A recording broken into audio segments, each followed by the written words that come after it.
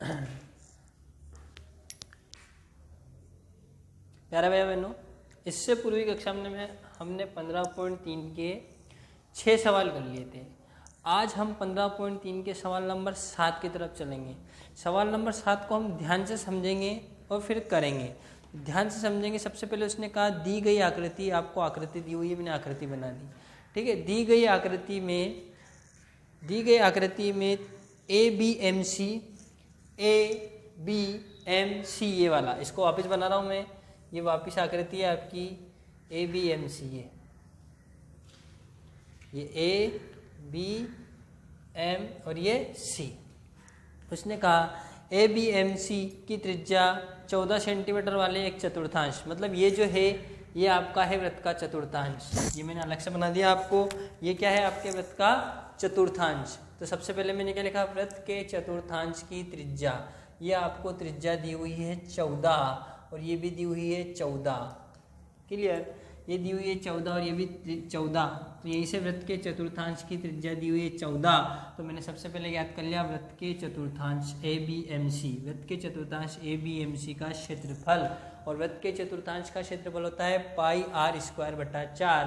पाई की जगह पाई का मान रख दिया 22/7 इंटू आर की जगह आर का मान रख दिया 14 इंटू 14, 7 ऐसे कैसे बटा 4। इसको काटा हमने 7 से, इसको पहले हमने काट दिया 2 से, 2 7 14, 2 दूनी 4, 2 से इसको काट दिया 11 बार, 7 से 7 कट गए तो ऊपर तो बचा 11 इंटू 14 और नीचे कुछ भी नहीं बचा।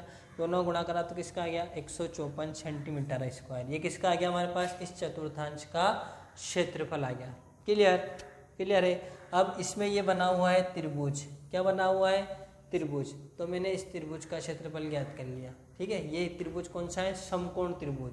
तो त्रिभुज एबीसी का क्षेत्रफल बराबर 1/2 इंटू आधार इंटू ऊंचाई। तो इसका आधार तो हो गया 14 और ऊंचाई भी कितनी होगी 14। तो इसका कितना आ गया 1/2 इंटू 14 इंटू 14, 2 से काट दिया 7 बार, 14 7 98। ये किसका आ गया हमारे पास, त्रिभुज का क्षेत्रफल। किसका आ गया, त्रिभुज का क्षेत्रफल। क्लियर। इससे मैंने ज्ञात कर लिया इस भाग का क्षेत्रफल BMC, भाग BMC का क्षेत्रफल। इसको ज्ञात करने के लिए मैंने इस पूरे चतुर्थांश में से, अगर इस पूरे चतुर्थांश में से इस त्रिभुज को हटा दूं तो क्या बचेगा, ये भाग बचेगा। तो भाग BMC का क्षेत्रफल मतलब इस वाले भाग का क्षेत्रफल, इस वाले भाग का क्षेत्रफल, इस वाले भाग का क्षेत्रफल बराबर वृत्त के चतुर्थांश के क्षेत्रफल में से त्रिभुज ABC का क्षेत्रफल हमने क्या कर दिया, घटा दिया। तो वृत्त के चतुर्थांश का क्षेत्रफल था 154, 154 में से हमने इस त्रिभुज के क्षेत्रफल 98 घटा दिया तो कितना आ गया 56। ये 56 आया, ये आया इस BMC का क्षेत्रफल। क्या आया, BMC का क्षेत्रफल। अब देखना आप, ये बना हुआ है आपका, ये आधा चित्र था। अब ये जो है आपका, ये है अर्धवृत्त। क्या है ये, अर्धवृत्त। और ये क्या है, इस अर्धवृत्त का व्यास। ये है अर्धवृत्त और ये है इस अर्धवृत्त का व्यास। क्लियर। और ये है हमारा त्रिभुज, समकोण त्रिभुज। तो ये तो हो गया कर्ण, ये हो गया आधार, ये हो गया लंब। क्लियर। तो त्रिभुज ABC में, त्रिभुज ABC में कर्ण स्क्वायर और आधार स्क्वायर प्लस लंब स्क्वायर। कर्ण क्या है BC, BC स्क्वायर बराबर आधार क्या है 14, 14 स्क्वायर प्लस लंब क्या है 14, 14 स्क्वायर। BC बराबर 196 प्लस 196, BC स्क्वायर बराबर 392। तो BC बराबर इधर से स्क्वायर हटाएंगे इधर अंडर रूट 392, BC बराबर 196 इंटू 2, 196 का वर्गमूल 14 अंडर रूट 2। तो ये जो आया, ये हमारे पास क्या आया, वृत्त का व्यास। इस अर्धवृत्त का क्या आ गया, व्यास। इस अर्धवृत्त का क्या आ गया, व्यास। इस अर्धवृत्त का व्यास कितना आया 14 अंडर रूट 2। टुकड़े में हम सवाल कर रहे हैं। सबसे पहले हमने चतुर्थांश का क्षेत्रफल ज्ञात करा, फिर त्रिभुज का क्षेत्रफल ज्ञात करा, फिर चतुर्थांश के क्षेत्रफल में से त्रिभुज का क्षेत्रफल घटा दिया तो किसका आ गया BMC का क्षेत्रफल। क्लियर। फिर हमने इस अर्धवृत्त का व्यास ज्ञात कर लिया। तो अर्धवृत्त का व्यास आ गया 14 अंडर रूट 2। व्यास है 14 अंडर रूट 2। तो त्रिज्या, त्रिज्या जो है वो व्यास की क्या होगी, आधी। तो 14 अंडर रूट 2 बराबर 2 7 14, तो कितना आ गया 7 अंडर रूट 2। ये त्रिज्या किसकी, अर्धवृत्त की त्रिज्या। तो अर्धवृत्त का क्षेत्रफल बराबर पाई आर स्क्वायर बटा 2। पाई की जगह पाई का मान, आर का मान 7 अंडर रूट 7 अंडर रूट 7 से 7 कट गए, कट गया 22 7 154। ये किसका आया, अर्धवृत्त का। अर्धवृत्त का आ गया, अर्धवृत्त का क्षेत्रफल आ गया। हमें छायांकित भाग का क्षेत्रफल ज्ञात करना था। ये जो छायांकित भाग था इसका, तो मैंने इस अर्धवृत्त में से अगर इस अर्धवृत्त में से ये वाला भाग हटा दूं, ये अब इसको भूल जाओ, इससे कोई मतलब नहीं, ये अर्धवृत्त है, इस अर्धवृत्त में से ये वाला भाग हटा दूं तो क्या बचेगा 6 अंकित भाग। तो 6 अंकित भाग का क्षेत्रफल बराबर अर्धवृत्त के क्षेत्रफल में से बीएमसी का क्षेत्रफल घटा देंगे। तो हमारे पास किसका भाग, ये अर्धवृत्त का क्षेत्रफल था 154 माइनस बीएमसी का 56 बराबर 98 सेंटीमीटर स्क्वायर। क्लियर। तो हमने टुकड़ों में इसको समझा और किसका भाग याद कर लिया, 6 अंकित भाग का क्षेत्रफल। ये था आपके पास सवाल नंबर 7। अब चलते हैं सवाल नंबर 8 की तरफ।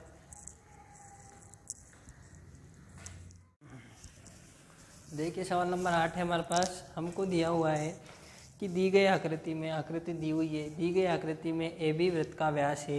ये जो ए बी है आपका, ये ए बी इस वृत्त का व्यास है। ए सी बराबर 6, ये हमको दिया हुआ है 6। बी सी बराबर दिया हुआ है हमको 8, बी सी बराबर दिया है 8। हमें ज्ञात करना है 6 अंकित भाग का क्षेत्रफल। अगर मुझे 6 अंकित भाग का क्षेत्रफल ज्ञात करना है तो ये जो त्रिभुज है ये वृत्त के अंदर बना हुआ है। तो मैं इस वृत्त के क्षेत्रफल में से, इस वृत्त के क्षेत्रफल में से अगर इस त्रिभुज का क्षेत्रफल घटा दूं तो मेरे पास क्या बच जाएगा, 6 अंकित भाग। अब वृत्त का क्षेत्रफल ज्ञात करने के लिए हमें ज़रूरत है किसकी, त्रिज्या की। बिना त्रिज्या के हम क्षेत्रफल ज्ञात नहीं कर सकते। ये ए बी वृत्त का व्यास है, लेकिन ये हमें दिया हुआ नहीं है। अगर ये व्यास आ जाएगा तो इस व्यास से आ जाएगी त्रिज्या। ठीक है। तो सबसे पहले ए सी बराबर 6 दिया हुआ है, बी सी बराबर 8। और ये जो त्रिभुज है ये एक समकोण त्रिभुज है। समकोण त्रिभुज में यहाँ 90 का कोण बना हुआ है, ये 90 का कोण है। तो ये तो हो गया आपका कर्ण, ये हो गया आपका आधार और ये हो गया लंब। तो त्रिभुज ए बी सी में कर्ण स्क्वायर बराबर आधार स्क्वायर प्लस लंब स्क्वायर। कर्ण हो गया ए बी का स्क्वायर बराबर आधार है 6 का स्क्वायर प्लस लंब है 8 का स्क्वायर। ए बी स्क्वायर बराबर 6 का हो गया 36, 8 का हो गया 64। ए बी स्क्वायर बराबर 100। इधर से स्क्वायर हटाएंगे तो इधर अंडर रूट ए बी बराबर 10। तो वृत्त का व्यास ए बी बराबर कितना आ गया, 10। व्यास आ गया, व्यास से हम ज्ञात कर लेंगे त्रिज्या। त्रिज्या बराबर 10/2 बराबर 5 आगे त्रिज्या आएगी। अब ज्ञात कर लेंगे वृत्त का क्षेत्रफल जो होता है पाई आर स्क्वायर। पाई का मान 22/7 × 5 × 5, 22 पंजे 110, 110 का गुणा 5 से करेंगे 550/7। इसमें भाग दिया तो आ गया 78.5 सेंटीमीटर स्क्वायर। ये तो आ गया किसका क्षेत्रफल, वृत्त का क्षेत्रफल। अब हम ज्ञात कर लेंगे त्रिभुज एबीसी का क्षेत्रफल। ये एक समकोण त्रिभुज है। तो त्रिभुज का सूत्र होता है 1/2 × आधार × ऊंचाई। तो 1/2 × आधार तो था 6 और ऊंचाई थी 8। 2 से काट दिया 3 बार 8 × 24। ये आ गया वृत्त का क्षेत्रफल, ये आ गया त्रिभुज का क्षेत्रफल। तो 6 अंकित भाग का क्षेत्रफल बराबर इस वृत्त के क्षेत्रफल में से त्रिभुज के क्षेत्रफल को घटा देंगे। तो वृत्त का क्षेत्रफल ये था माइनस त्रिभुज का क्षेत्रफल बराबर 54.5। ये आ गया आपके पास 6 अंकित भाग का क्षेत्रफल। ये था आपके पास सवाल नंबर 8। अब चलते हैं सवाल नंबर 9 की तरफ।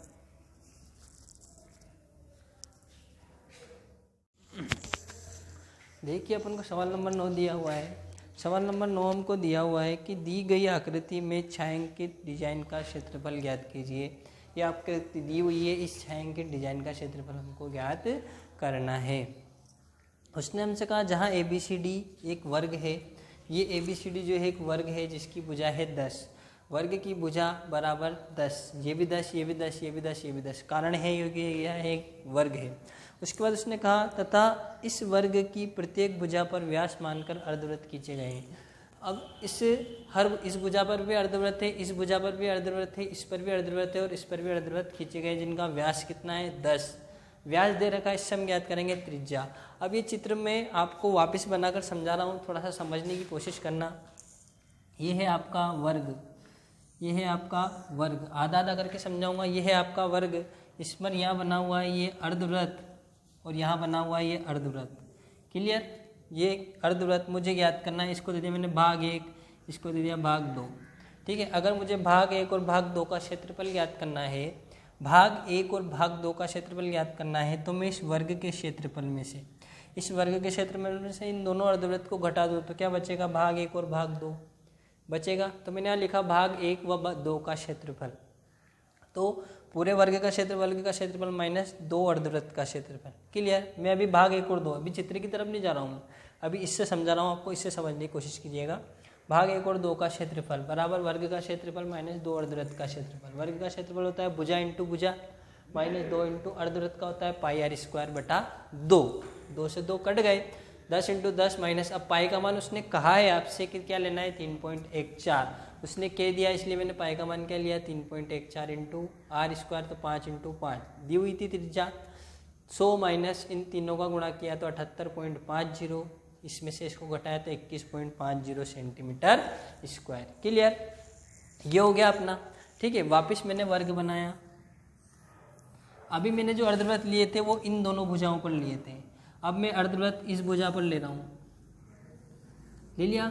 इसको दिया मैंने 3 और ये 4, इसे भाग 1 और 2 ऊपर आ रहे थे और ये 3 और 4 यहाँ आ गए। ठीक है, वापस 3 और 4 का क्षेत्रफल ज्ञात करना है, तो मैं इस पूरे वर्ग में से इन दोनों अर्धवृत्त को कटा दूंगा तो किसका आ जाएगा, भाग और 3 और 4 का क्षेत्रफल, भाग 3 व 4 का क्षेत्रफल, वही वर्ग का क्षेत्रफल माइनस 2 अर्धवृत्त का क्षेत्रफल, भुजा इंटू भुजा माइनस 2 इंटू पाई स्क्वायर बटा 2, 2 से 2 कट गए, 10 इंटू 10 माइनस पाई का मान 3.14 इंटू 5 इंटू 5, 100 माइनस गुणा कर दिया तो 78.50, घटाया तो 21.50 आ गया। ये आ गया भाग 3 और भाग 4। अब मैं इस चित्र में आपसे आता हूँ, ये तो है आपका भाग 1, ये है आपका भाग 2, ये है आपका भाग 3 और ये है आपका भाग 4। कैसे बना देखना, ये आपका वर्ग था, इसमें मैंने ये अर्धवृत्त खींचा, ये अर्धवृत्त खींचा, भाग 1 2 आ गए, इन दोनों भुजाओं पर खींचे, फिर ऐसे ही इस भुजा पर भी खींचा और इस भुजा पर भी खींचा, तो ये तो हो गया भाग 1 2, ये हो गया भाग 3 4। अब मुझे छायांकित भाग का क्षेत्रफल ज्ञात करना है, तो मैं इस वर्ग के क्षेत्रफल में से, इस पूरे वर्ग के क्षेत्रफल में से 1 2 3 4 को और घटा दूँ तो क्या बचेगा, छायांकित भाग का क्षेत्रफल।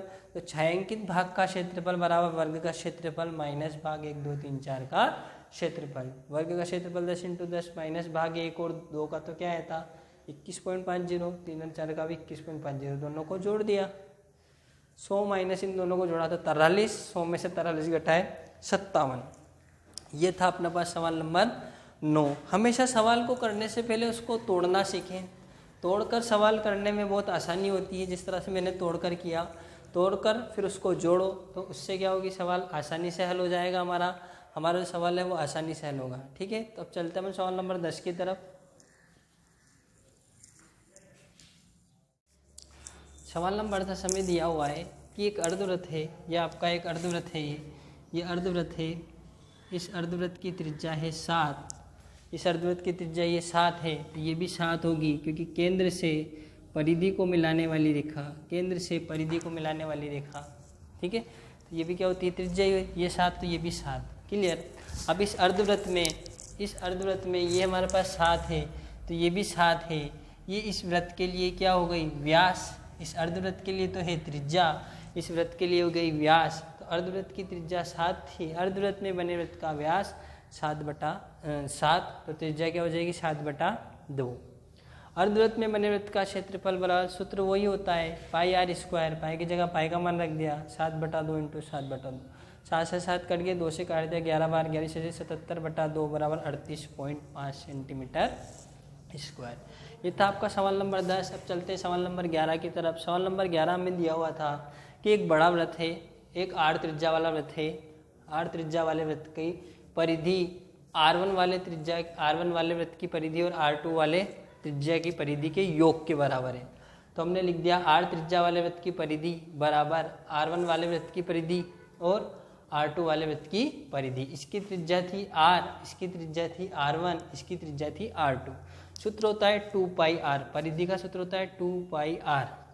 तो 2π और r की जगह ये होता है 2πr और r की जगह क्या रख दिया r, क्योंकि इसकी त्रिज्या क्या थी कैपिटल R। वही 2πr, इसकी त्रिज्या थी R1 तो R1 लिख दी और इसकी त्रिज्या R2 थी R2 लिख दी।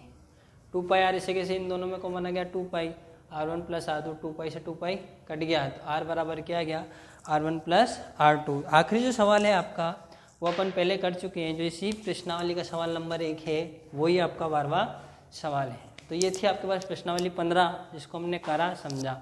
ठीक है, तो ध्यान रखना प्रश्नावली को करने से पहले सूत्रों को जरूर याद करें, बिना सूत्र की सहायता से हम सवाल नहीं कर सकते हैं। फिर मिलते हैं अपनी अगली कक्षा में। धन्यवाद।